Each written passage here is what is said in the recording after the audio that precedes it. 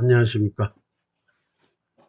이번 시간에도 전 시간에 걸쳐 말씀드린 증기 기초 이해하기 3편을 말씀드리고자 합니다. 이 교육 자료는 옛날 스파이렉스, 한국 스파이렉스 쌓고 교육 자료를 토대로 참고했다는 점을 밝혀드립니다. 이번 시간에는 증기 스팀의 청결을 말하는데, 우리가 그 증기 스팀도 깨끗해야 이물질이 있으면 스트레나나 이런 쪽에 문제 발생이 되고 통과 유량의 부족성을 나타내기 때문에 가능하다면 증기 배관도 깨끗해야 좋지 않겠습니까? 그래서 우리가 그 청결을 유지하는 부분에 있어서 이 캐리오바, 이것도 역시 중요한 부분이죠. 앞에 설명드렸죠. 캐리오바라는 건 뭐냐면 보일러에서 보일러 속에 물이 증기와 함께 바깥으로 유출되는 그것을 캐리오바라고 하죠. 이유는 원인은 용존 고용물, 보일러 수중에 이물질이 많이 들어가 있거나 또는 피크, 보일러를 너무 최고 부하로 운전한다든가 운전함에 있어서 부하 변동이 심하게 일어날 때, 그 다음에 블로우 다운을 작게 해서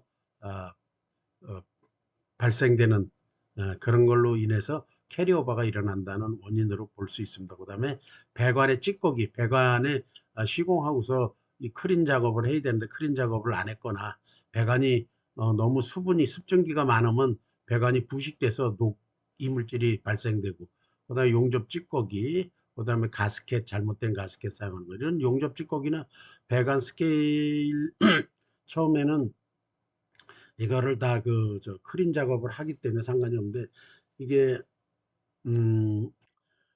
습증기가 나가면 배관이 또 이렇게 부식이 되겠죠. 그러면 그 찌꺼기가 발생되니까 그런 부분을 조심해야 되고, 이 스트레나는 주기적으로 청소를 해줘야 됩니다. 증기수송 시 고려사항이 뭡니까? 증기수송할 때 이게 배관이라 그러면 이걸 전체를 배관이라 그랬을 때 하부에는 항시 이렇게 응축수가 고여서 간다는 거. 몇 프로 정도 하냐면 요게 아마 제가 알기로 한 1에서 3% 정도는 바닥에 증기배관에 응축수가 고여서 증기와 같이 간다고 알고 있습니다.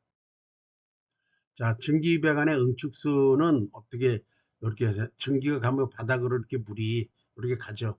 가다가 이 물 덩어리가 어느 순간에 가면 이렇게 크게 동작해 가지고 배관을 딱 때리죠. 이게 바로 워터 해머링입니다. 네.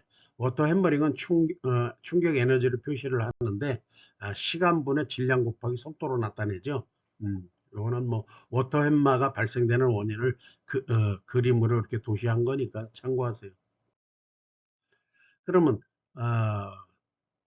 증기 배관 중에 응축수를 제거할 수 있는 방법은 이렇게 기수분리기, 보일러에서 바로 주증기 밸브를 통해서 나왔을 때 기수분리기를 설치해서 그러니까 습증기에서 수분을 제거해 주는 방법이죠. 기수분리기를 반드시 설치하고, 그 다음에 유량계나 컨트롤 밸브 전단 같은데 어떤 바이패스 부하 설비 앞에 있는 바이패스 설비 앞에도 반드시 이런 유량 컨트롤 밸브나 유량계 앞에는 반드시 기수분리기를 설치하는 게 보다 효과적이다. 건증기를 쓸 수 있는 그런 얘기입니다. 그 다음에 워터함은 조금 전에 말씀드렸지만 이렇게 휘어진 배관에 응축수가 보인다든가 응축수가 쫙 몰려서 가다가 어느 일정한 순간에 왕창 물덩어리가 돼서 날아가서 이렇게 때리는 거죠. 기역자를 꺾이거나 이러는 부분, 상승하거나 꺾이는 부분, 이런 부분에서 워터함가 심하긴 한데, 이거 워터함만 한번 치면요, 이 진짜 배관이 심하면 배관이 이렇게 튀어나갈 정도예요. 파괴돼요, 파괴. 그 다음에 밸브 시트 같은 거, 일명 시트를 불알이라고 그러죠. 그게 깨질 수도 있어요. 예. 그러면 또 배관이 밸브는 열려 있는데 시트가 내려앉아 있으면 또 증기가 나가질 않거나 약하게 나가죠. 그리고 증기 배관을 릴레이 배관이라 해서 증기 100m마다 250분의 1 기울기라는 건 뭐예요? 여기에서 여기까지 거리가 250m 된다는 거예요. 250m 될 때 기울기를 1 준다. 예, 1m 준다는 거죠. 그러면 250m에 1m 주는 거는 꽤 큰 거 아니니까. 아니면 뭐 50cm를 주든가. 그리고 이렇게 중간에 드레인 포켓을 설치해서 응축수를 배출해 주는 거는 3에서 50m마다 설치해 주는 게 효과적이다. 그리고 반드시 이게 증기배관에는 이렇게 드레인 포켓을 설치하는데 100mm까지 100mm까지는 100mm 저 포켓 T 쓰면 되죠. T 100mm T 써가지고 이렇게 포켓 만들어서 응축수를 제거하면 되고, 대신 이렇게 뽕따기 일명 뽕따기로 저 배관을 하면 응축수가 넘어갑니다. 이렇게 빠지질 않고 이런 부분을 조심해서 하고, 그다음 100mm 이상 되는 주중기 배관에서는 어, 드레인 포켓은 100mm로 하면은 무난하다. 자, 요런 거 보십시오. 요런 거 드레인 포켓에 뽕 땄죠? 뽕 따기 해가지고 또 바닥으로 이렇게 와서 이런 식으로, 예, 저기 바이패스 배관을 이렇게 하면 여긴 늘 물이 고여서 부식이 되고, 어, 누수가 금방 일어납니다. 이 디스크 트랩 했는데, 이렇게 뽕 따기 하면 안 돼, 일명. 그 다음에 증기 배관을 갖다가 줄이는 거, 배관 사이즈를 줄일 때는 스팀은 저 응축수, 잔류 응축수 때문에 레듀샤를 편심으로 써야 돼요. 편심. 아시죠? 편심 레듀샤라고 한쪽 방향으로만 찌그러진 거. 이렇게 동심. 똑같은 이거는 동심 레듀샤라고 그래요. 이건 동심. 이거는 일반 저 유체에서나 공기 이런 쪽에서는 쓰지만은 스팀에서는 반드시 줄이기 할 때는 편심 레듀셔를 써야 됩니다. 자, 스트레나를 설치한 데서도 이거 보십시오. 스트레나가 이렇게 와가지고 이렇게 해서 이게 가마 밸브거든. 가마 밸브인데 아래쪽으로 해서 이거 스트레나도 바닥 쪽으로 이렇게 돼 있고, 여기서 다시 이렇게, 이런 설비는 이건 참 이해가 좀 어려운 설비예요. 이게 바닥으로 여기 늘 여기에는 이 부분에는 물이 고이는 거 아니에요? 물이. 근데 어떻게 이렇게 저 가마 밸브를 아래로 다운 시켜서 이렇게 해 놓습니까? 이거.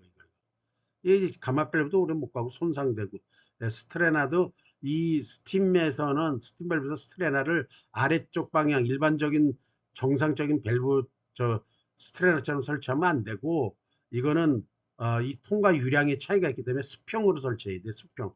이게 아래가 아니라 옆으로 수평으로 설치해야 여기 통과하는 유량이 변동이 최소한 작아진다. 최소로. 예. 반드시 요거를 시공하시는 분들은 알고 있어야 돼요.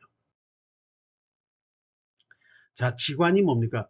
배관을 중간에서 분기하는 건데, 이렇게 하면 응축수가 여기로 따라 들어오죠. 여기 뽕딱 이렇게 배관을 이런 식으로 증기 배관을 하면은 응축수가 따라 들어와서 이쪽에 걸린 부하 설비는 못 써요. 비정상. 항시 이렇게 위로 돌려서 아래로. 이게 무슨 방식이다? 회향식 배관 방법이에요. 회향식. 그럼 이 회향식 배관을 어디서 많이 쓰냐? SP. SP가 뭐예요? 스프링콜라. 스프링콜라에서도 항시 이렇게. 이유는 어, 여러분들이 찾아보시기 바랍니다. 왜 이렇게 배관을 해야 되는지. 자, 스팀에서는 저렇게 안 하고 회양식을 안 하고 이렇게 바로 뽕 따면 응축수가 들어가서 부하 설비에 영향을 주기 때문에 그렇습니다.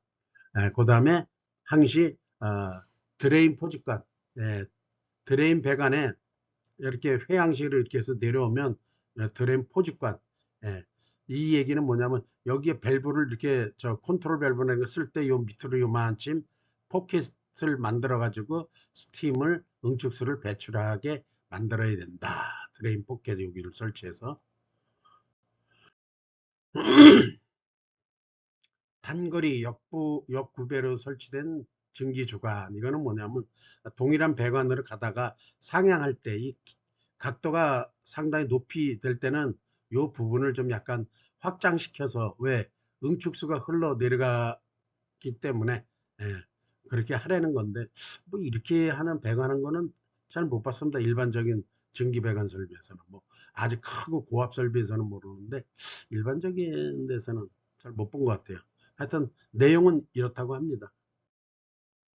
그래서 배관 구경에 선정이 있어서 오버사이징, 배관 구경을 너무 크게 하면 어, 시공비, 비용을 저기 상승하고, 그 다음에 열 손실이 아무래도 표면적이 커지니까 증가하고, 그로 인해서 응축수 생성량도 증가할 수밖에 없다라는 것입니다. 그래서 배관은 오버사이징 하지 않고 언더사이징도 하면 안 돼요. 언더사이징 하면 뭐예요?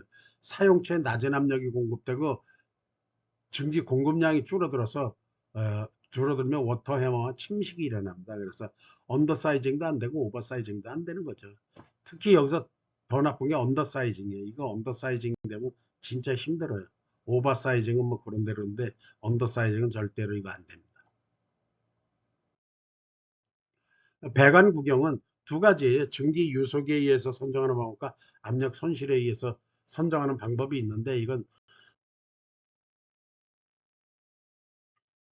여러분들이 한번 여기 차트를 보고 한번 계산을 한번 해보시기 바랍니다. 이건 뭐 어려운 거 아니니까. 질량은 속도분의 유량이니까 그거를 풀어서 해놓은 공식이에요. 요거 가지고 요걸로 선정해도 되고, 뭐 이게 어렵고 복잡하면 예, 뭐 차트, 스팀 압력에 따른 증기 속도에 대한 유량에 대한 값에 대한 차트가 있어요. 그 차트를 이용하셔야 되고, 요거는 스팀 사용량 예를 들어서 계산해 놓은 거니까 여러분들이 한번 참고하시기 바랍니다. 여러분도 잘 알다시피 스팀은 잡열을 쓰는 거지 현열을 쓰는 게 아니에요. 예, 스팀의 이용 용도는 잡열이다. 근데 실질적으로 현장에 설치된 장비들을 보면 일부 현열도 사용이 되긴 돼요. 공조기 같은데 코일에서는. 그러니까 꼭 뭐 잡열만 전달한다. 잡열로만 그런 거는 아니고, 이론상은 그렇지만 실제 실무에서는 약간 현열도 쓰여진다. 하지만 설계나 이런 거 할 때는 반드시 잡열로 합니다. 열 전달은. 그다음 배관 구경 아까 얘기했듯이 유속으로 하는 거, D 관경 4분의 파이 D 자승 해가지고 계산하는 방법이죠. 이것도 한번 보시기 바랍니다. 여기서 중요한 게 뭐냐면, 자, 가마 밸브, 이게 가마 밸브인데, 가마 밸브 전단에 8kg로 그 스팀이 공급됐어요. 감압을 해가지고 2kg로 낮췄습니다. 여기에 보면 배관이 예를 들어서 이놈이 50, 그러니까 이놈이 뭐 65다.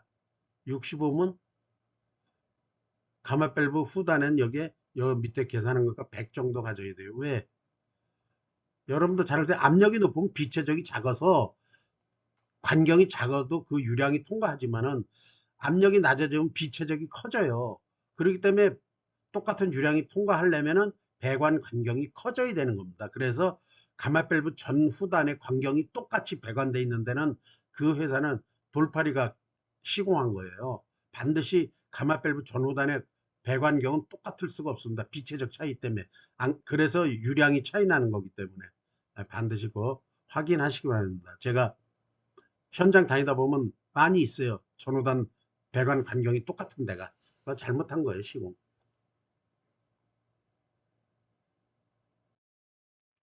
자, 이건 중기 유속에 의해서 하는 방법인데, 요건 인터넷 찾으면 차트에 많이 나와 있어요. 요걸 참고로 설계하실 때 해도 돼요. 간단한 부하 설비에 대해서 배관을 몇 미리 끌고 가나, 요런 거는 이 차트를 사용해도 돼요. 응축수도 있고, 배관 공유 선정할 때. 자, 마지막으로 정리하는 증기의 성질, 포화 증기의 성질, 고압이성 저압 사용이 효율적이다. 과열 증기는 열 전달 매체는 부적합하다. 이거는 뭐 압력을 낮춰 사용하든가 디슈퍼 히터를 이용해서 찬물을 녹아져 포화 증기를 만들어서 쓴다. 그래서 가능하면 증기는 포화 증기 쓰는 걸 권장하고, 증기 질에 있어서는 응축수, 증기 질에서는 공기 및 비응축성 가스를 빨리 배출해야 효과적으로 증기를 사용할 수가 있고, 건도가 좋아야 된다. 증기는. 그 다음에 증기 배관의 사이징, 배관 방법과 사이징에 대해서 말씀드렸습니다. 지금까지 증기의 질 등을 말씀드렸습니다. 죄송합니다. 그 다음에 아까 제가 전단에 설명했지, 배관 설비할 때 이렇게 설치하면 이건 잘못된 겁니다. 이렇게 개별로 해가지고 헤더에 연결을 하셔야 돼요. 이렇게 보일러를 모아서 하나의 가마 밸브를 통해서 이렇게 정리하는 거는 잘 올바른 시공 방법이 아닙니다. 자, 여기 있죠. 전단 100, 후단 125, 전단 50, 후단 50. 요거는 잘못된 거죠. 얘는 잘못된 거예요. 이런 식으로 배관을 해야 된다. 기술이 최고가 되는 날까지 템스크 위원제 협업하면 에너지 10%는 무조건 먹고 갈 수 있습니다. 제가 개런티합니다. 장담하고. 그리고 이거 재증발증기 회수 특허증입니다. 이거는. 기술인이 최고가 되는 날까지 잠시 증기 설비의 기초에 대해서 말씀드렸습니다. 감사합니다.